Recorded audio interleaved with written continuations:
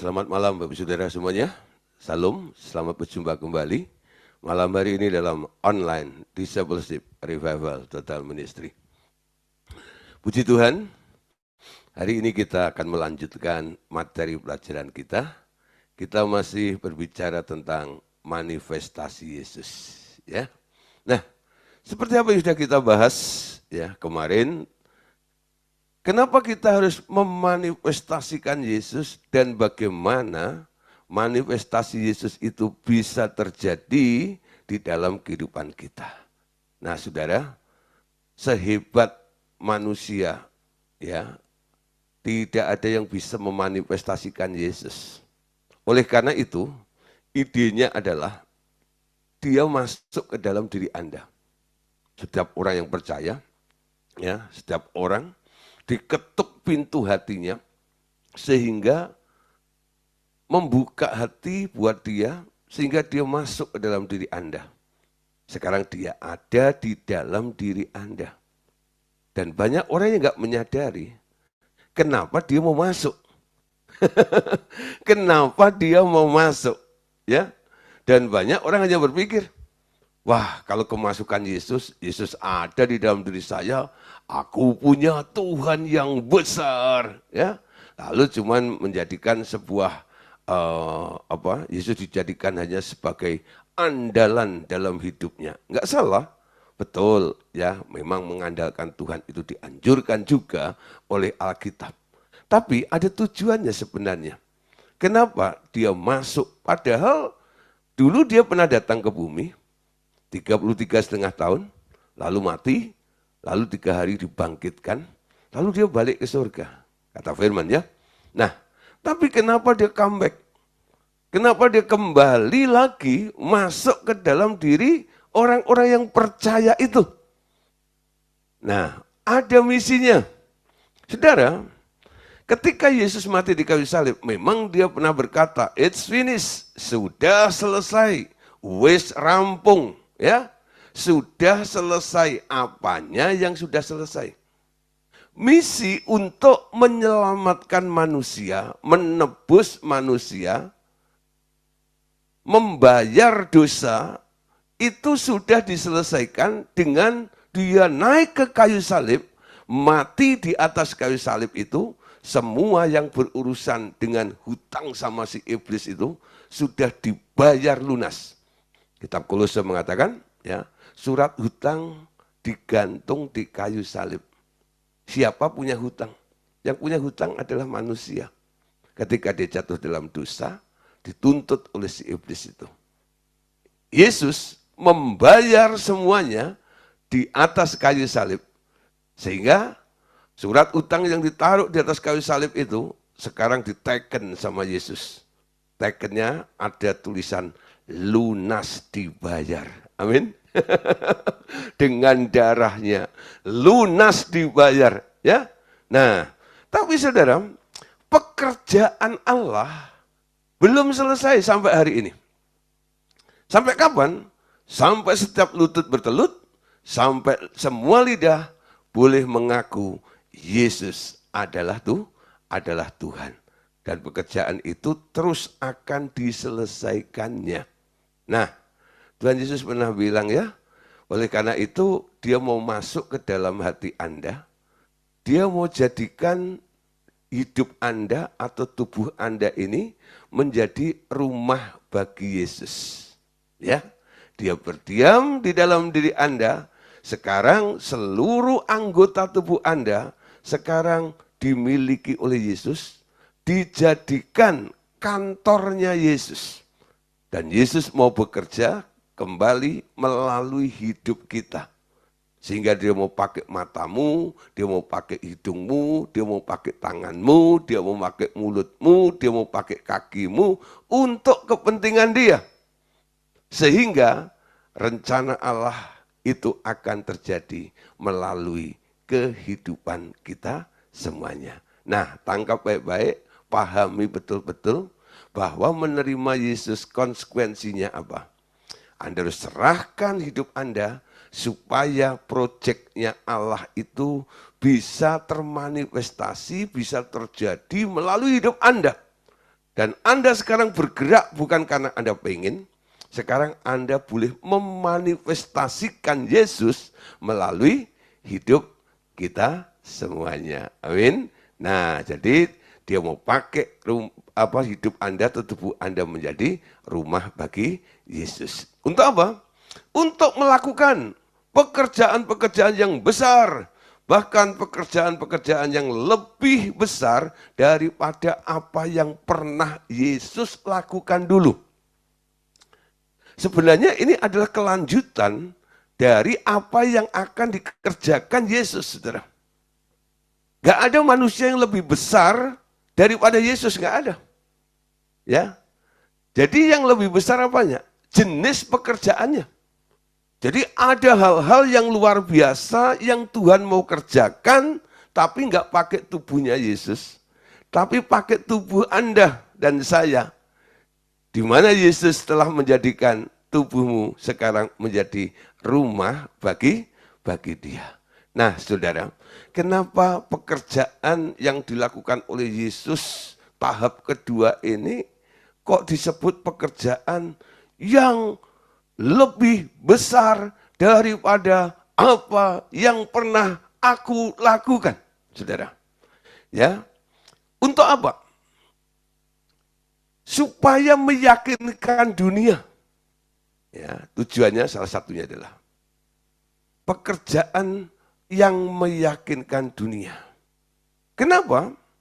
Karena ia ingin seluruh dunia menjadi percaya kepadanya. Ia ingin seluruh dunia mempermuliakan Allah Bapa. Dan bagaimana itu dapat terjadi? Nah, di sini harus ada demonstrasi yang meyakinkan melalui pekerjaan-pekerjaan yang besar seperti yang pernah dilakukan oleh Tuhan Yesus dahulu. Pertanyaannya, siapa yang akan melakukannya? Nah, kalau dituntut, saudara, untuk boleh melakukan pekerjaan yang jauh melampaui ya apa yang pernah Yesus lakukan dahulu, seorang hamba Tuhan yang amat diurapi sekalipun, saya yakin tak akan mampu meniru Tuhan Yesus sedikit pun. Hanya bila ia sendiri hidup dalam diri hamba Tuhan itu, hal itu baru dapat terjadi.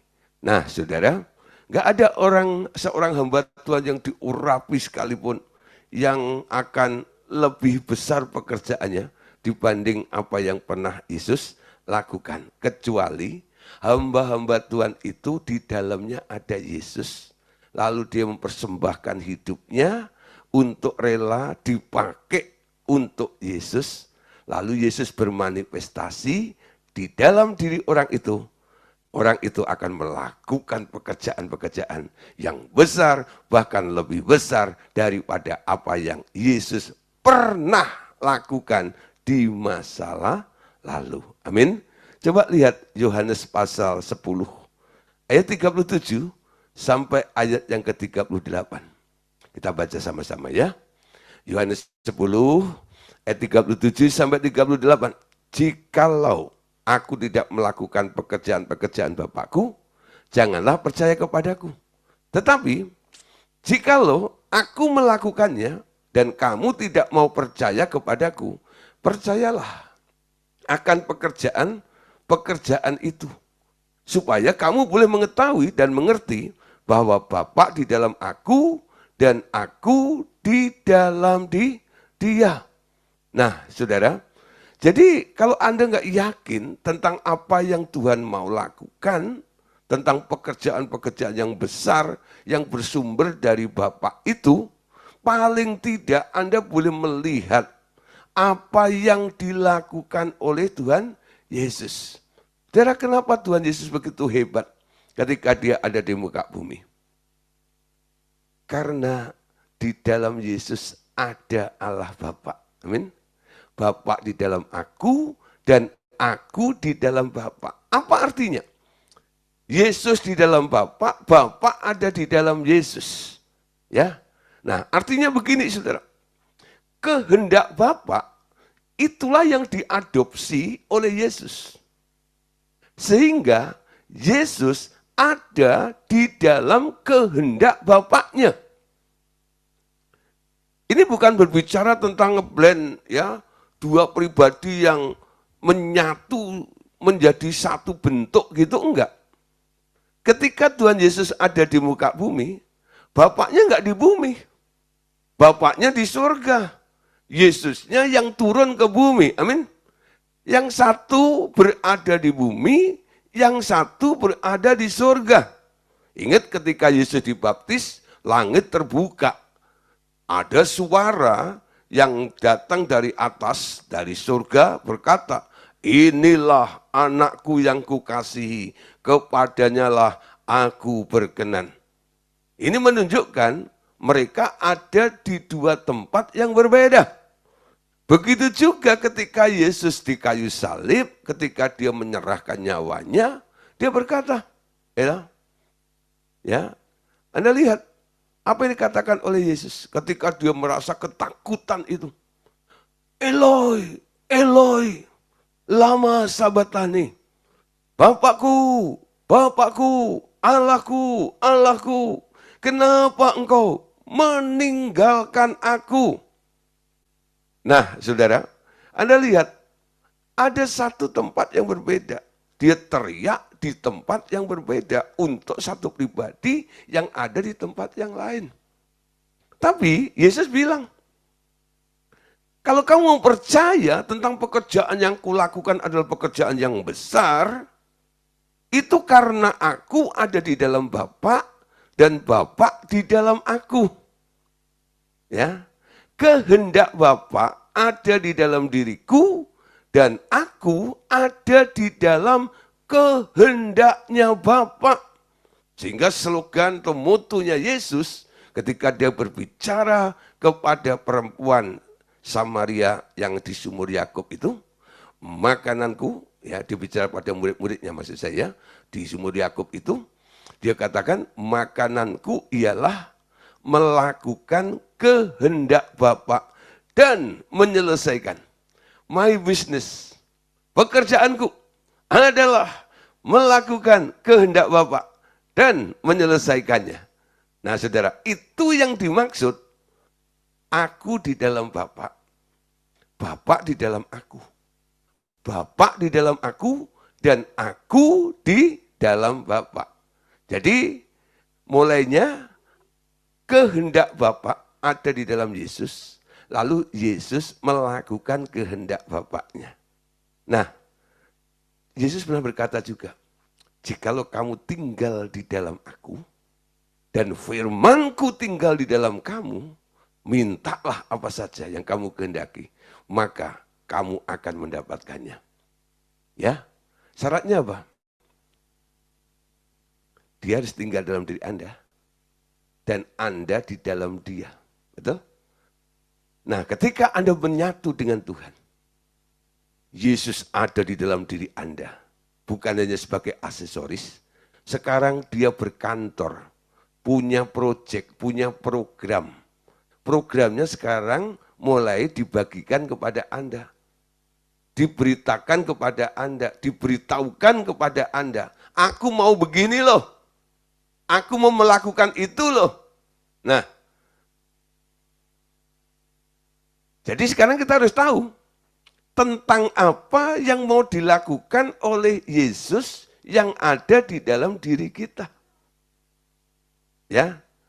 Nah, ketika itu terjadi, seperti apa yang pernah terjadi di masa Yesus ada di muka bumi, Yesus bisa melakukan hal-hal yang luar biasa, sehingga semua orang yang mendengar khotbahnya, Yesus dia berkata, ini perkataannya powerful. Luar biasa, bukan omdo, ngomong ada buktinya. Kenapa? Di back up oleh Bapaknya. Begitu juga kalau Anda, saudara. Anda akan bisa melakukan pekerjaan perkara yang besar karena Anda di back up oleh yang ada di dalam diri Anda. Bukan rencanamu, bukan kehendakmu, bukan keinginanmu, tapi maunya Tuhan. Ketika engkau memindahkan gunung, itu bukan karena Anda mau memindahkan gunung. Yesus yang mau memindahkan gunung. Amin. Bisa nggak? Bisa kalau dia mau. Tapi kalau kemauan Anda, nggak akan bisa. Tapi kalau Tuhan yang mau, gunung pun bisa Anda pindahkan. Amin. Laut bisa dibelah. Tuh. Matahari, bulan bisa dihentikan. Karena kehendak Allah. Inilah saudara yang terjadi. Ketika seseorang ada di dalam mandat kehendak Allah. Wow, keren. Ya, tidak ada yang mustahil bagi Allah. Dan tidak ada yang mustahil bagi orang yang percaya. Ingat satu prinsip. Roma 11 ayat 36. Sebab segala sesuatu adalah dari Dia. Dan oleh Dia. Dan kepada Dia. Bagi Dialah kemuliaan sampai selama-lamanya. Amin. Ada lagunya ya. Sebab segala sesuatu dari Dia, oleh Dia, kepada Dia. Bagi Dialah kemuliaan sampai selama-lamanya. Lagu indah sekali. Dulu saya sering nyanyi lagu itu, tapi nggak mengerti dengan jelas pengertiannya seperti malam hari ini. Apa maksudnya? Segala sesuatu itu dari Dia, oleh Dia, kepada Dia, bagi Dialah kemuliaan sampai selama-lamanya. Saudara, ini sedikit aneh. Siapa yang bekerja, siapa yang melakukannya, tapi nggak disebut di situ. Yang melakukan kita. Tapi kenapa dibilang segala sesuatu dari Dia, oleh Dia, kepada Dia? Itu bukan karena kita. Kita hanya bergerak mengikuti ritmenya Tuhan saja. Ini semua karena Dia. Gitu? Dari Dia. Itu alasan ketika orang-orang bertanya, kenapa engkau melakukan ini? Jawabannya bukan aku pengen. Jawabannya bukan aku mau.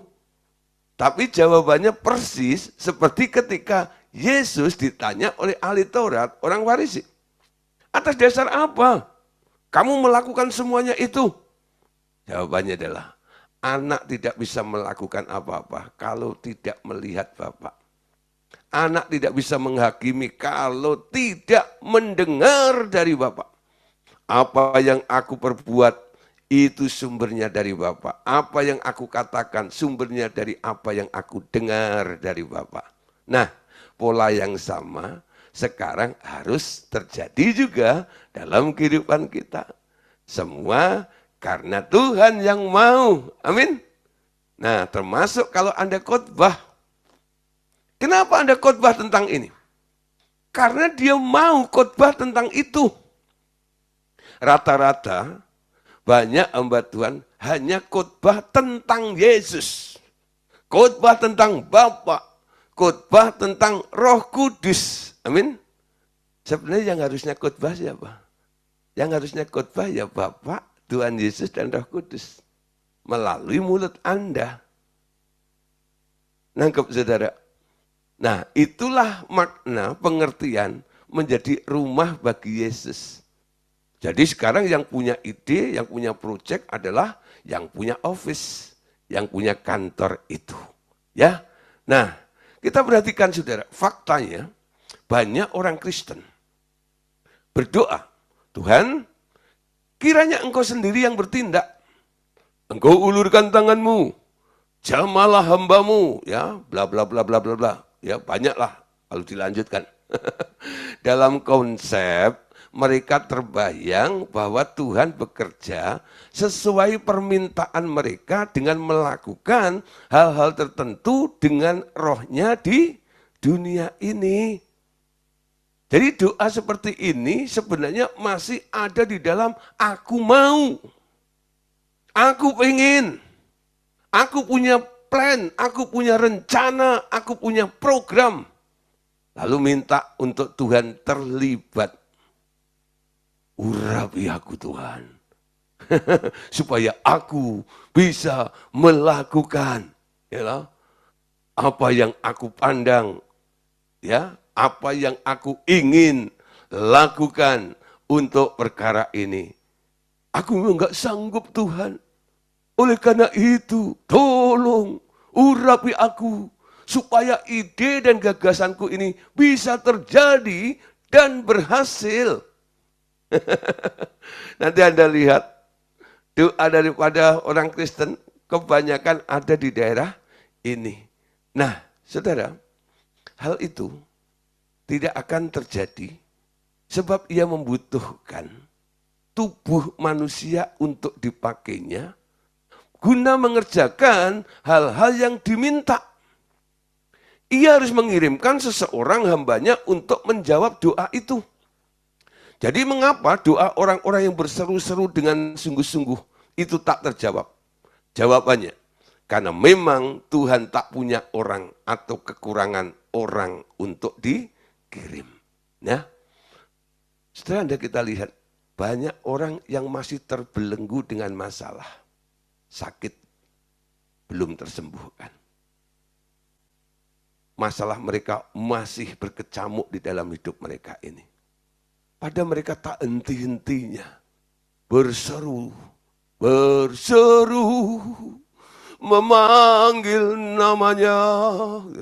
Oh Tuhan, tolong ulurkanlah tanganmu, sendengkanlah telingamu. Tuhan, lihatlah keberadaan hambamu ini. Lihatlah betapa menderitanya kami ini. Tuhan dengar enggak? Tuhan dengar. Tapi kenapa pertolongannya enggak kunjung tiba? Tuhan kekurangan tangan untuk menolong mereka.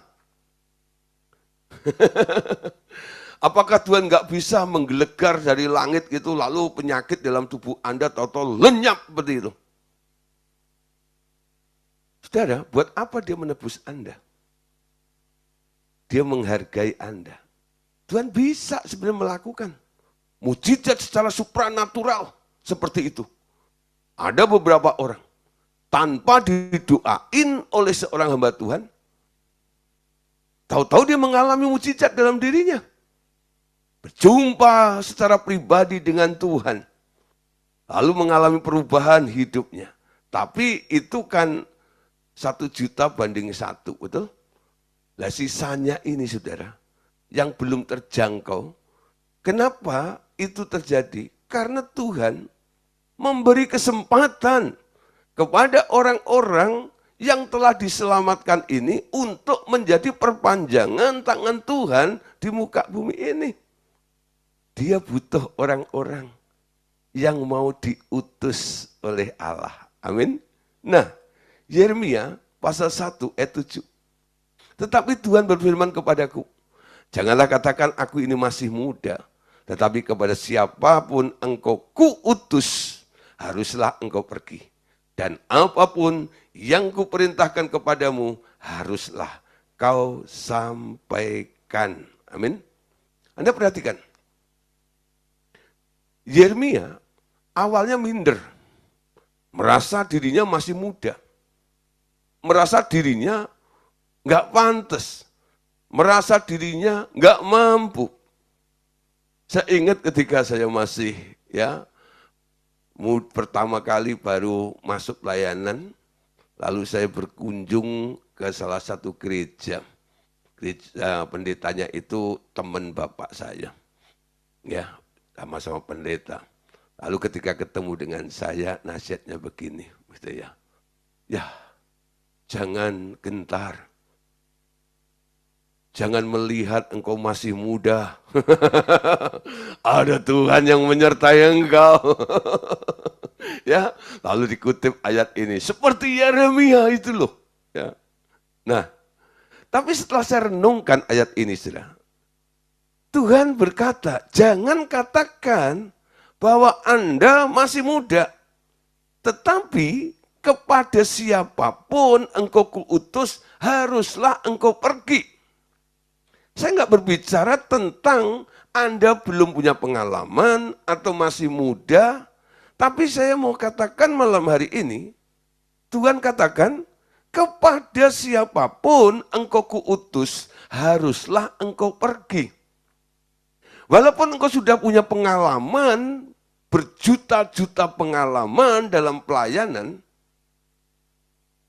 prinsipnya harus tetap sama seperti ini. Pengalamanmu bukan menjadi dasar atau alasan Anda bisa melayani. Anda melakukan sebuah pelayanan ini karena Anda diutus oleh Tuhan kemana engkau pergi. Amin. Pastikan, kalau Anda melihat dalam perjanjian baru, pelayanan yang luar biasa seperti ini, seperti yang dialami oleh Filipus. Ya. Filipus itu lagi diam di rumah. Tahu-tahu Roh Kudus menggerakkan hatinya. Kejar itu orang yang sedang naik kereta itu. Dia butuh keterangan, dia butuh penjelasan. Kejar gitu ya. Roh Kudus yang menyuruh. Saudara. Betul. Penumpang yang ada di dalam kereta itu sedang membaca kitab Yesaya.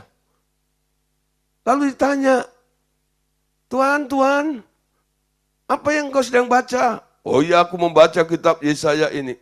Apakah Tuhan mengerti? Oh enggak. Apakah itu bagus? Bagus, tapi aku enggak mengerti. Bolehkah saya menjelaskannya? Oh silakan naik. Akhirnya naik, saudara. Dijelaskan sama Filipus. Satu jiwa dipertobatkan, dibaptis di situ. Sida-sida Ethiopia itu. Luar biasa ya. Nah, jadi disuruh oleh Tuhan. Itu pelayanan yang Tuhan inginkan sebenarnya seperti itu. Jadi enggak semua orang sakit harus disembuhkan. Saudara. Tanya Tuhan kembali. Tuhan, gimana dengan itu? Lalu Tuhan katakan, pergi. Aku mau sembuhkan dia. Siapa yang mau sembuhin? Bukan Anda. Yang mau nyembuhin Tuhan. Ketika Anda datang ke sana, Anda nggak akan ragu, Anda nggak akan bimbang. Anda hanya berkata, Tuhan berkata, hari ini dia mau sembuhkan Anda. Dalam nama Tuhan Yesus, jadilah sembuh. Sembuh nggak kira-kira? Sembuh. Karena yang menyembuhkan, yang pengen menyembuhkan Tuhan. Yang punya kuasa. Dia bisa sembuhkan itu. Pelayanan jadi lebih mudah. Amin. Nah, jadi kalau dapat orderan pelayanan, Anda jangan langsung bergegas, cepat-cepat langsung pergi gitu. Duduk dulu, menghadap bos. Bos, iki piye? Ada apa dengan orang itu? Kenapa orang itu? Betul? Kadang-kadang sebelum orang itu telepon, Tuhan kadang-kadang sudah kasih tahu dulu. Kayak Petrus ya, waktu dia diundang Cornelius. Itu pelayanan nggak masuk akal. Karena waktu itu Injil belum diberitakan di luar kalangan orang Yahudi. Jadi undang khotbah di tengah-tengah orang kafir. Tapi Petrus mendapat peneguhan ketika sebelumnya dia melihat ada kain yang terbentang. Lalu firman Tuhan di situ ketika 3 kali disuruh makan, nggak mau makan, ditegaskan di situ. Apa yang dihalalkan oleh Allah, jangan kamu haramkan. Ketika dia mengalami pergumulan, mau melayani orang kafir ini, dia ingat kalimat itu. Apa yang disahkan oleh Allah, jangan kamu anggap itu enggak sah. Akhirnya dia pergi. Dampaknya apa? Selesai pelayanan, dia disidang di Yerusalem. Tapi dia bilang, sebenarnya aku enggak mau melanggar sih. Tapi sebelumnya saya sudah mendapat penyataan begini. Akhirnya mereka bisa menangkap, mengerti. Dan diputuskan hari itu juga. Sekarang kita tahu. Injil sekarang bukan hanya untuk orang-orang Yahudi, tapi untuk orang-orang non-Yahudi juga. Itu pelayanan roh. Di mana bukan keinginanmu lagi, tapi keinginan Tuhan. Anda hanya menjadi orang yang diutus oleh Allah. Kepada siapa engkau kuutus, haruslah engkau pergi. Dan apapun yang kuperintahkan kepadamu, haruslah kau sampaikan. Amin. Yohanes 13 ayat yang ke-20. Sesungguhnya, aku berkata kepadamu, siapa saja yang menerima orang yang kuutus, ia menerima aku. Dan siapa saja yang menerima aku, ia menerima dia yang mengutus aku. Wow, ini keren banget. Amin. Jadi kalau Anda pergi ke tempat Anda diutus oleh Tuhan, orang yang menerima Anda bukan hanya menerima Anda, dia juga menerima yang mengutus Anda. Dan bukan hanya menerima Tuhan Yesus yang mengutus Anda, tapi juga menerima Bapa yang mengutus Tuhan Yesus. Jadi orang yang menerima Anda itu sebenarnya menerima 3 pribadi sekaligus. Anda, Tuhan Yesus, dan Allah Bapa. Amin sudah. Kalau 3 pribadi itu diterima, Anda perhatikan. Apa yang terjadi? Masalah sesukar apapun, masalah serumit apapun, saya yakin nggak ada yang nggak bisa dibereskan. Amin. Sakit sehebat apapun, nggak akan ada yang tidak bisa disembuhkan. Mati pun mungkin bisa dibangkitkan. Amin. Nah, pertanyaannya gini. Mengapa janji-janji Tuhan nampaknya banyak yang tak terpenuhi bagi orang yang sudah percaya kepadanya? Jawabannya adalah karena sedikit hamba Tuhan yang benar-benar mau hidup menjadi sahabat Tuhan Yesus. Kebanyakan mereka hanya mau menjadi hamba Tuhan terus-menerus. Yang bikin rencana-rencana sendiri sambil meminta-minta Tuhan untuk memberkati pekerjaan mereka. Ya, banyak hamba-hamba Tuhan yang tidak hidup sebagai sahabat Tuhan Yesus. Mereka hanya menempatkan, mengambil posisi sebagai hamba Tuhan. Ya, giat melakukan ini dan melakukan itu. Apa bedanya hamba dan sahabat? Hamba itu taunya cuma kerja. Bahkan ada hamba-hamba yang berpikir, kalau aku banyak berkreativitas, banyak ide, banyak gagasan, nanti bosku akan seneng. Kenapa? Wah, kelihatan rajin ini dan itu ya.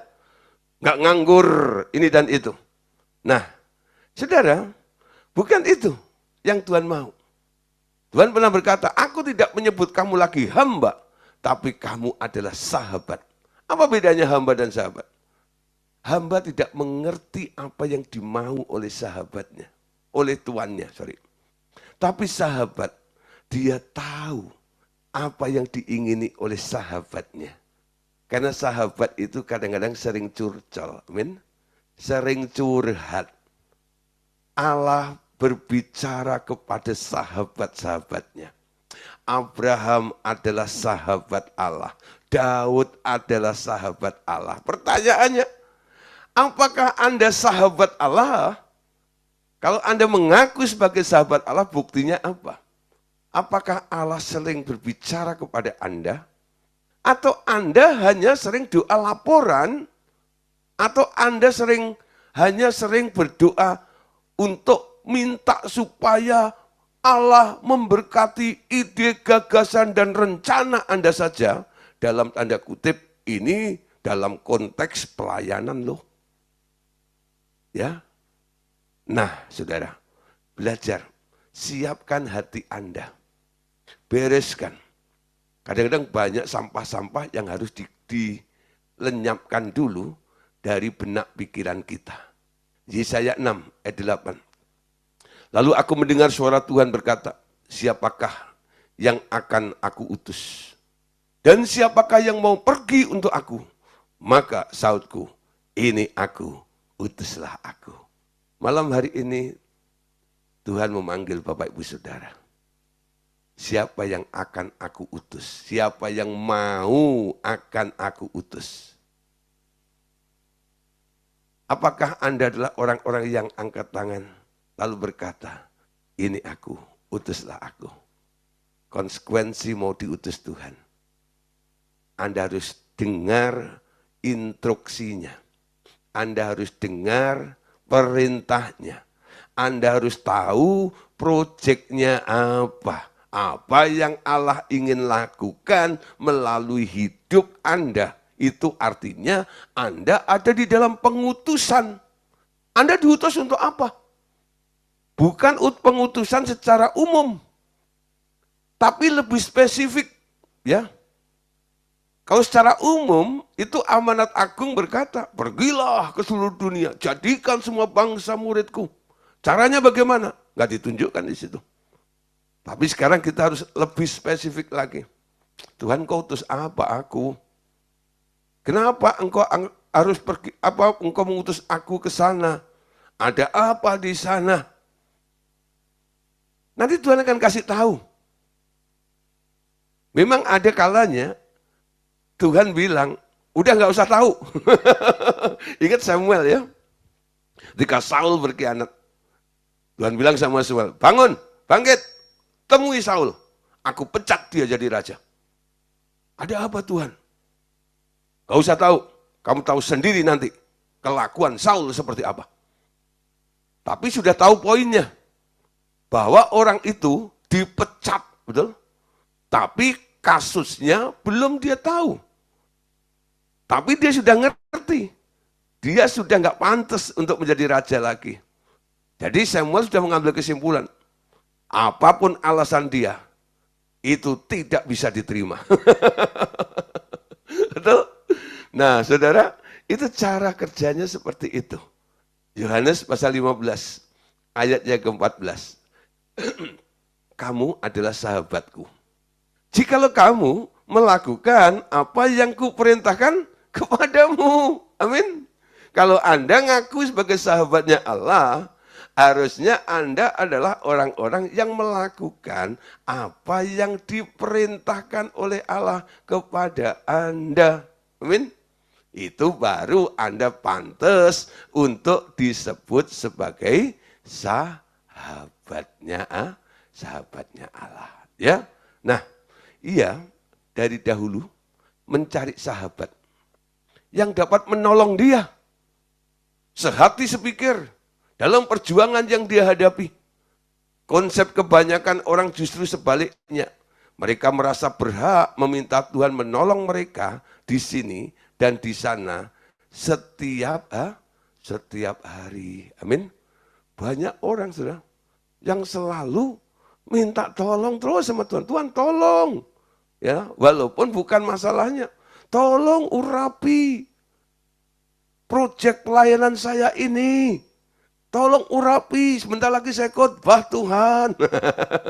Ya. Nah, di sini Saudara, siapa menolong siapa? Ya. Jadi siapa yang harus menolong siapa? Nah, ia justru membutuhkan pertolongan Anda untuk menjadi jawaban bagi orang-orang yang belum mengenal dia. Ia perlu instrumen-instrumen juga, perlu tubuh Anda sebagai kantor kerjanya. Mungkin istilah ini sedikit asing, ya, nggak lazim bagi Bapak Ibu Saudara. Masa saya menolong Tuhan? Ya Tuhan menolong saya lah. Saudara, tentang perkara Tuhan menolong Anda, itu sudah, amin. Sudah dilakukan. Aku telah menolong engkau. Dosa telah ditebus, betul? Sakit telah disembuhkan. Kutuk telah diubah menjadi berkat. Amin. Telah. Segala berkat rohani telah diberikan. Kata telah itu artinya sudah dibayar di masa lalu, bisa Anda nikmati di masa kini. Sudah, Allah sudah menolong Anda. Amin. Jadi tentang Allah menolong Anda itu nggak perlu dipersoalkan lagi. Sekarang, Allah ternyata dia butuh pertolongan Anda. Oh Tuhan, siapakah aku ini? Masa engkau butuh pertolonganku?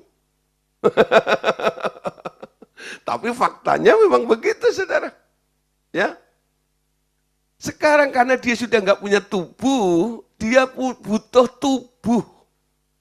Semua orang percaya itu kan sekarang diberi nama, dikasih istilah tubuhnya Kristus. Amin. Kristus kepala, Anda adalah tubuhnya. Untuk memanifestasikan semua apa yang ada di dalam kepala ini loh. Kepala ini headquarternya, tempatnya ide, tempatnya gagasan, tempatnya rancangan, itu ada di dalam Yesus. Yang melakukan siapa? Anggota tubuhnya. Apa yang ada di benak kepala ini bisa nggak terrealisasi kalau tubuhnya nggak mau bergerak. Betul? Tapi kalau tubuhnya itu mau merespon ide, instruksi dari otak ini, apa yang ada di otak itu akan terrealisasi. Terjadi.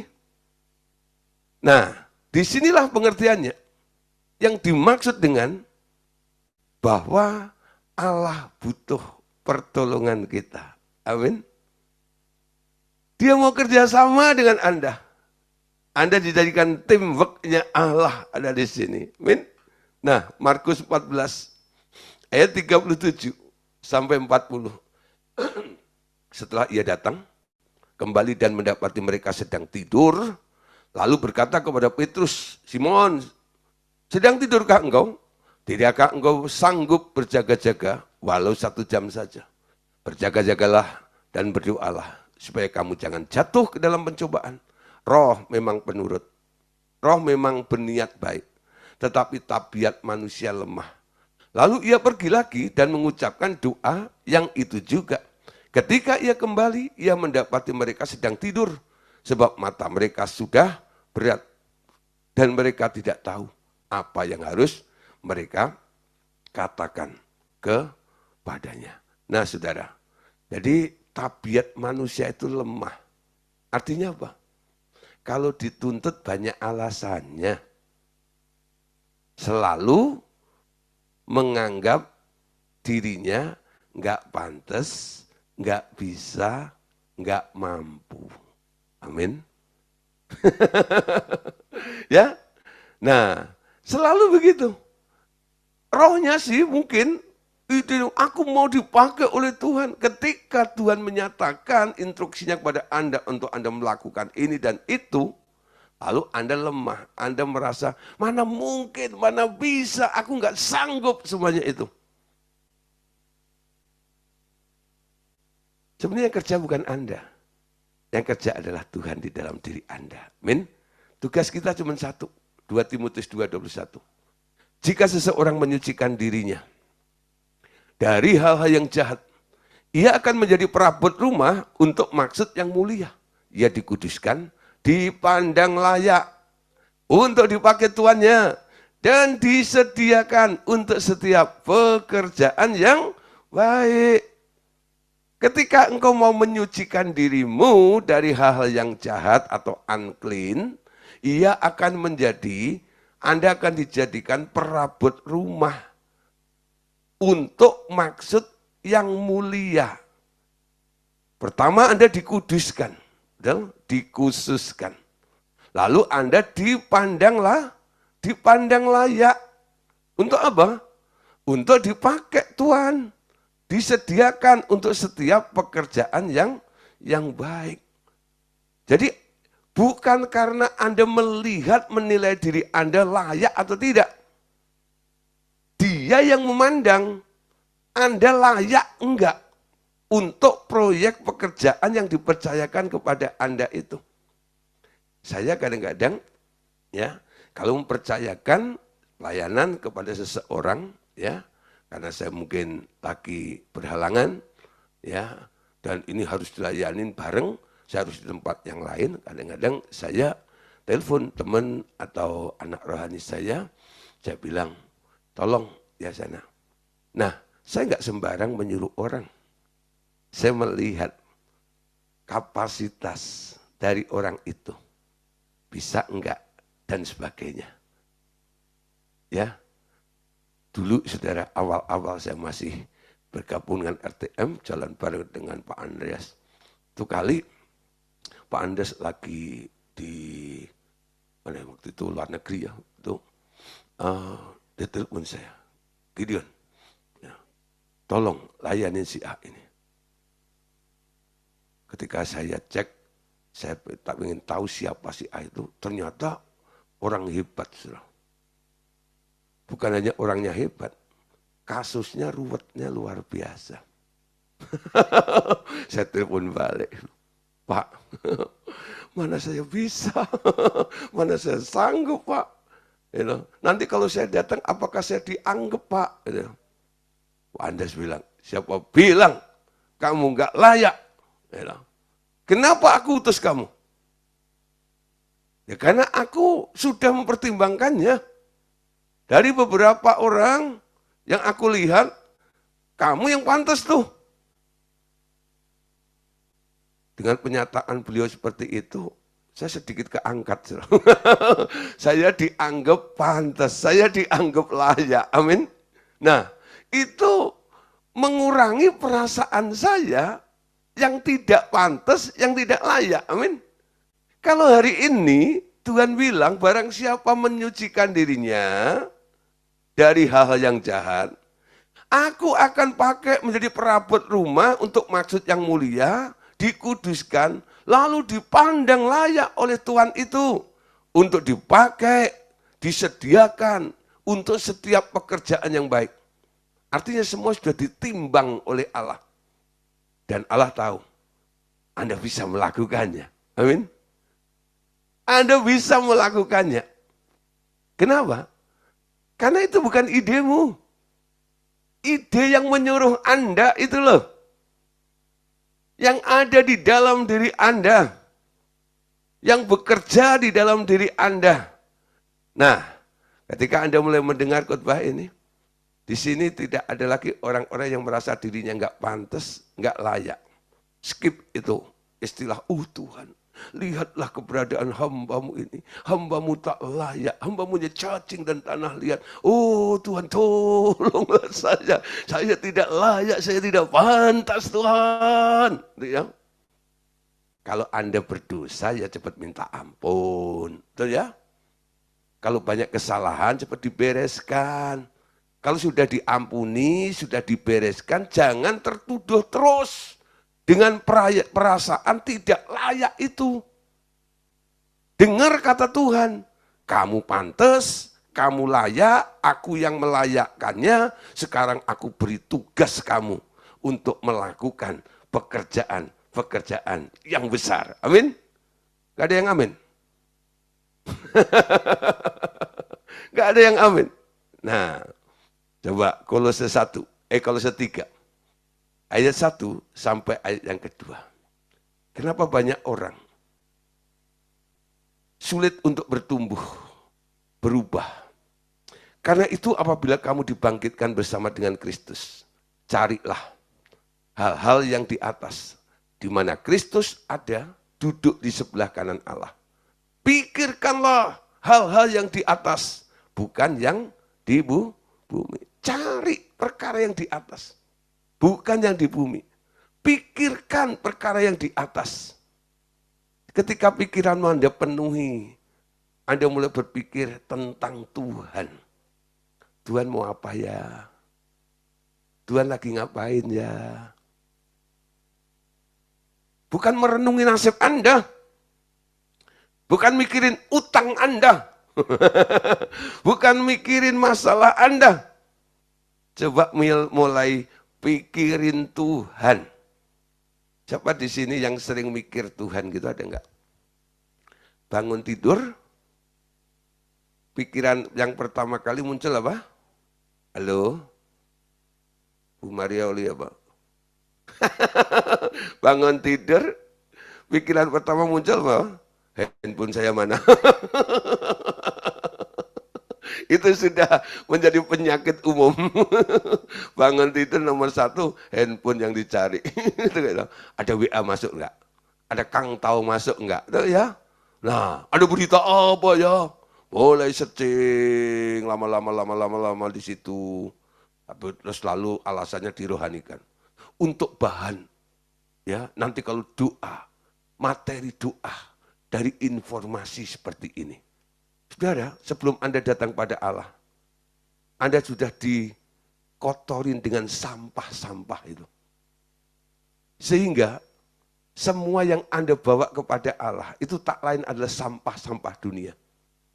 Harusnya ketika Anda bangun tidur masih bersih itu, pertama-tama persembahkan hidupmu pada Allah. Aku nggak mau tahu tentang apapun juga. Saya hanya mau tahu tentang Tuhan. Amin. Tuhan, Tuhan, Tuhan, Tuhan. Coba besok pagi coba. Sampingkan handphone Anda. Cari Tuhan lebih dahulu. Hari-hari yang Anda lalui sepanjang hari akan jauh berbeda. Kenapa? Alasan Anda hidup bukan karena berita, kata orang. Tapi alasan Anda hidup adalah kata Tuhan. Tuhan bicara lebih dahulu kepada kita semuanya. Amin. Nah, Bapak Saudara, pada akhir zaman ini, Tuhan Yesus hendak menyatakan dirinya. Menyatakan dirinya sendiri melalui Anda. Bukan lagi Anda yang harus mengkhotbahkan tentang Tuhan Yesus, tetapi ia sendiri yang akan berkhotbah melalui Anda. Ya. Seperti pada zaman ia dahulu, datang pertama kali, ia akan bercerita tentang kerajaan surga dan kerajaan Allah. Disertai tanda-tanda ajaib untuk meneguhkan beritanya. Jadi, akan ada banyak, perhatikan, akan ada banyak sekali Yesus bermunculan di mana-mana di atas muka bumi ini. Ketika Anda tampil, Anda sedang memanifestasikan Yesus. Artinya, Yesus sedang hadir di situ. Amin. Hidupmu memanifestasikan Yesus. Ketika engkau ada di satu tempat, Yesus hadir karena engkau ada di situ. Kalau Anda sendiri nggak yakin, bagaimana Anda bisa meyakinkan dan menjadi dampak yang luar biasa manifestasi Yesus itu kepada orang-orang sekitar Anda? Mulai belajar, ya. Nah, jadi nanti akan muncul Yesus. Bukan untuk disembah sih, bukan. Tapi manifestasinya. Orang-orang di situ akan terjawab masalahnya. Karena Yesus hadir di situ. Yesus yang mana? Anda dan saya. Yang ada di dalam kehendaknya. Yang sedang memanifestasikan Yesus di tempat itu. Amin. Nanti akan ada Yesus tampil di Kelapa Gading. Amin. Yesus tampil di Citra Garden. Yesus tampil di PIK 2. Yesus tampil nanti juga ada di Tasikmalaya. Di Pamulang. Ya. Nah, dia tampil juga. Ya. Ada di mana lagi? Ya. Pluit. Ya. Ada di Jepara. Ada di Malang. Amin. Di mana ada, Anda telah memanifestasikan Yesus. Yesus hadir di situ. Orang akan merasakan, oh ada Yesus. Mana Yesus? Dia tunjuk Anda. Betul? Ini Yesus. Luar biasa. Saudara? Oke, Bapak Saudara, lanjut ya. Kita lihat itu ayat Markus 16 ayat 8. Lalu mereka keluar dan lari meninggalkan kubur itu, sebab kegentaran dan kedahsyatan menguasai mereka. Mereka tidak mengatakan apa-apa kepada siapapun juga karena takut. Dengan singkat, mereka sampaikan semua pesan itu kepada Petrus dan teman-temannya. Sesudah itu, perhatikan, Yesus sendiri dengan perantaraan murid-muridnya memberitakan dari timur ke barat, berita yang kudus dan tak terbinasakan tentang keselamatan yang kekal itu. Tugas diberikan kepada muridnya, pergi, beritakan kepada segala makhluk, pergi kepada seluruh dunia. Tapi Alkitab bilang, Yesus sendiri yang memberitakan. Dari timur ke barat, berita yang kudus, berita keselamatan, tentang hidup yang kekal itu. Sebenarnya faktanya yang beritakan siapa? Murid-murid yang diutus tadi itu. Tapi Alkitab bilang, yang memberitakan sebenarnya bukan murid-murid. Yang memberitakan adalah Yesus sendiri. Pakai mulutnya murid-murid itu. Amin. Yang menyembuhkan orang sakit siapa? Bukan murid-murid. Tapi Yesus sendiri yang menyembuhkan orang sakit itu. Anda hanya silent bystander. Di mana Yesus ada, Anda di situ. Ketika Yesus buat mujizat, Anda di situ. Anda yang memperagakan. Ketika tanganmu menjamah orang sakit, Tuhan Yesus menyembuhkan orang sakit itu. Ketika engkau memberitakan kabar keselamatan, Tuhan Yesus yang menyelamatkan orang itu. Amin. Markus 16 ayat 20. Mereka pun pergi memberitakan Injil, perhatikan ya, ke seluruh penjuru. Jadi yang pergi mereka ya. Dan Tuhan turut bekerja dan meneguhkan firman itu dengan tanda-tanda yang menyertainya. Amin. Jadi ketika engkau pergi karena diutus, Tuhan menyertai dengan tanda-tanda ajaib. Dia yang bekerja, yang melakukan semuanya itu.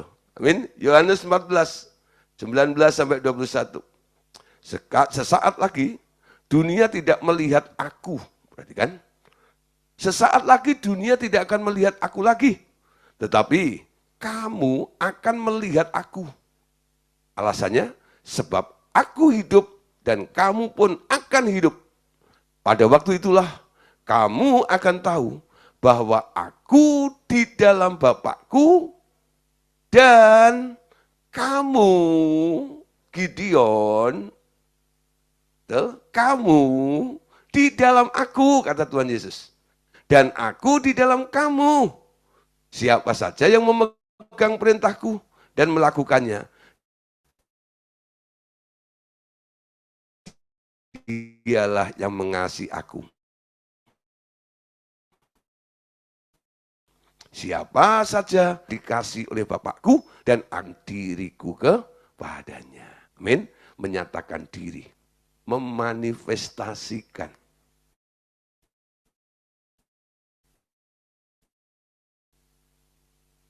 Pengutusan. Anda ada di dalam kehendak.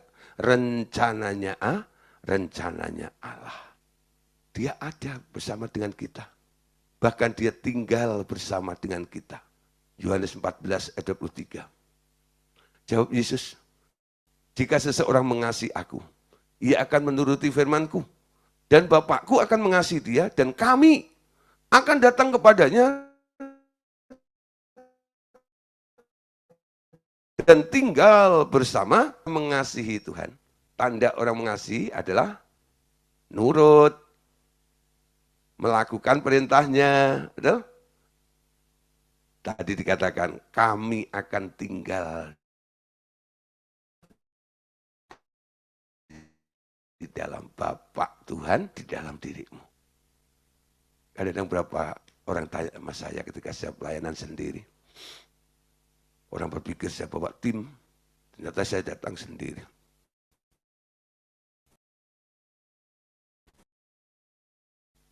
Bapak dengan siapa? Masa kamu gak lihat? Saya 4 orang loh. Mana Pak temannya? Loh, ada di dalamku. Saya datang bukan seorang diri. Saya datang bersama dengan Bapa, Tuhan Yesus, dan Roh Kudus. Saya datang tidak dengan kehendakku, tidak dengan keinginanku, tapi saya datang karena Dia mau saya datang ke sini. Walaupun kamu yang undang saya tanya sama dia. Dia bilang, aku mau pergi ke sana. Oke, saya sebagai tubuhnya, saya datang ke sini. Karena Dia mau hadir di sini. Amin. Nah, coba saudara. Itu sesuatu yang indah, bukan? Tuhan Yesus harus mengosongkan dirinya dari segala sifat keilahiannya agar dapat menjadi sama seperti manusia, hanya tidak berdosa. Dan dengan prinsip yang sama, setelah ia memperoleh manusia, orang percaya sekarang harus mengosongkan dirinya dari segala sifat kemanusiaannya agar menjadi serupa dengan Yesus dalam kemuliaannya. Amin. Kosongkan kemanusiaan Anda. Semua bentuk keterbatasan, ketidaksanggupan, ketidakberdayaan Anda akan hilang. Kemuliaan Allah, kapasitas Allah akan memenuhi Anda nantinya. Ya, Filipi 2 ayat 7.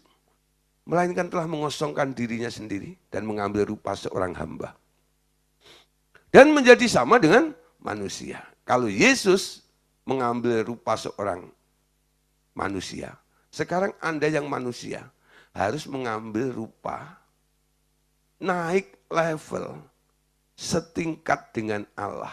Memiliki pikiran Allah. Betul? Derajatmu diangkat menjadi anak Allah. Nah, gimana cara mengosongkannya? Yohanes 3, 30, 34. Ia harus makin besar, tetapi aku harus makin kecil. Siapa yang datang dari atas, di atas semuanya. Siapa yang berasal dari bumi adalah dari bumi. Dan berkata-kata tentang hal-hal di bumi. Siapa yang datang dari surga adalah di atas semuanya. Ia bersaksi tentang apa yang dilihatnya dan yang didengarnya. Tetapi tidak seorang pun yang menerima kesaksiannya itu. Siapa yang menerima kesaksiannya itu, ia mengaku bahwa Allah adalah benar. Sebab siapa yang diutus Allah, dialah yang menyampaikan firman Allah. Karena Allah mengaruniakan rohnya dengan tidak terbatas. Ia harus makin besar, Anda harus makin kecil. Amin. Nah, kenapa dia harus makin besar? Karena ia yang datang dari surga adalah di atas semuanya. Ia akan bersaksi tentang apa yang dilihatnya dan yang didengarnya. Tapi sayangnya, banyak orang yang tidak menerima kesaksiannya. Saudara, ketika saya menyampaikan banyak kebenaran-kebenaran, yang kadang-kadang tidak menyukakan jiwa orang. Karena harus ada koreksi. Enggak sesuai dengan konsep dogma mereka. Ya, mereka enggak menangkap bahasa kami. Sehingga mereka cenderung untuk menolak pemberitaan yang kami sampaikan itu. Untuk kali saudara, saya diizinkan oleh Tuhan untuk melayani di Semarang, ya. Nah, di sini ada Pak Riyadi, ya. Nah, Pak Riyadi ingat waktu itu dia masih di Semarang. Karena saya melayani di sana, itu murid-murid di Semarang saya kumpulin. Siapa yang bisa gabung? Termasuk Pak Riyadi, ya loh. Terus ada beberapa orang ya datang. Enggak taunya ya orang yang kami layani itu teman sekolah mereka. Teman sekolah mereka, ya. Lah, disitulah akhirnya mereka berionia dan sebagainya, ngobrol dan sebagainya. Nah, lalu saudara, saya sampaikan kebenaran firman Tuhan. Saya waktu itu kalau nggak salah menyampaikan tentang damai sejahtera Sang Pencipta. Ya. Nah, ini cerita tentang bagaimana damai sejahtera ketika Allah menciptakan segala sesuatu. Lalu saya cerita tentang bagaimana Allah sebelum menciptakan manusia, lalu ditaruh di muka bumi, dia menata ulang kembali bumi ini. Mereka nggak setuju. Ya, ada satu orang yang nggak setuju. Yang mereka undang dalam situ ternyata orang yang ngerti Alkitab, ya, tokoh dalam sebuah gereja gitu. Mereka nggak setuju. Ya, lalu dia bilang, nggak begitu, gini, bantahan segala macam. Jadi saya nggak bisa menyampaikan dengan waktu yang singkat itu ya, jadi saya terhalang dan sebagainya. Itu salah satu tim saya, murid saya di sana gitu, ya. Dia bilang gini, Pak Gideon, you know. Nah, oh setelah selesai, gitu, dia bisikin saya. Oh enggak, dia nyela, dia nyela, gitu. Dia pakai ayat ini, ya, dia bilang, you know, tentang pada ya.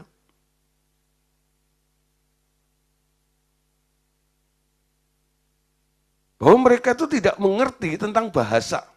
Yang mereka itu nggak nangkep gitu loh, intinya. Ya. Nah, dengan harapan saya akan melanjutkan untuk meneruskan, lalu untuk membungkam mereka. Itu ya.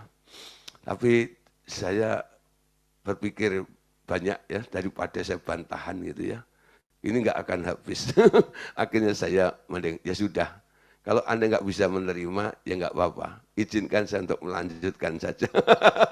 Lalu sampai selanjutkan, tapi walaupun nggak sampai tuntas, ya paling nggak ada beberapa hal yang bisa. Habis itu dia kirimin artikel banyak ke WA saya. Ya. Lalu saya laporkan ke senior waktu Pak Andes, Pak, you know, ketika saya menyampaikan tentang damai sejahtera sang pencipta, ada yang membantu gini nih. Pak Andes cuma bilang, nah, udahlah Gideon, jangan dengerin. Aduh, kalau berdebat dengan orang seperti itu, mereka emang nggak kenal, nggak ngerti tentang bahasa seperti ini. Damai sejahtera sang pencipta itu hasil daripada chatting, pengalaman, hasil daripada hubungan dengan Tuhan. Ya, dan banyak istilah-istilah yang sedikit mungkin ganggu mereka. Dan mereka nggak bisa terima. Ya, sebab siapa yang diutus Allah, dialah yang menyampaikan firman Allah. Karena Allah mengaruniakannya, rohnya dengan tidak terbatas. Nah saudara, untuk bisa memanifestasikan Yesus dengan maksimal, Anda harus mengalami perubahan. Relakan dirimu untuk diubah menjadi serupa dengan Dia. Amin. Ini penutupnya. Mengikut Yesus berarti mengalami perubahan terus-menerus. Kita diubah menjadi serupa Dia dalam kemuliaan. Kemuliaan secara alam roh nampak sebagai cahaya yang terang. Tetapi di dalam hidup secara materi, kemuliaan nampak di dalam karakter seseorang. Ingat saudara, ketika dulu Adam, ya, sebelum jatuh dalam dosa, ya, Anda tahu, sebelum Adam jatuh dalam dosa, Adam itu penuh dengan kemuliaan ya. Tapi setelah jatuh dalam dosa dibilang kehilangan kemuliaan.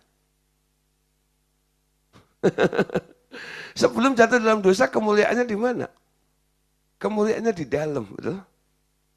Setelah jatuh dalam dosa, kemuliaannya sekarang di luar. Makanya dia menyemat daun pohon hara untuk menutupi. Nah sekarang kita lihat, kemuliaan itu selalu diukur dengan baju yang dipakai tuh ya. Keren, orang dihargai karena bajunya, aksesorisnya. Nah, jadi kemuliaan dulu itu adanya di dalam.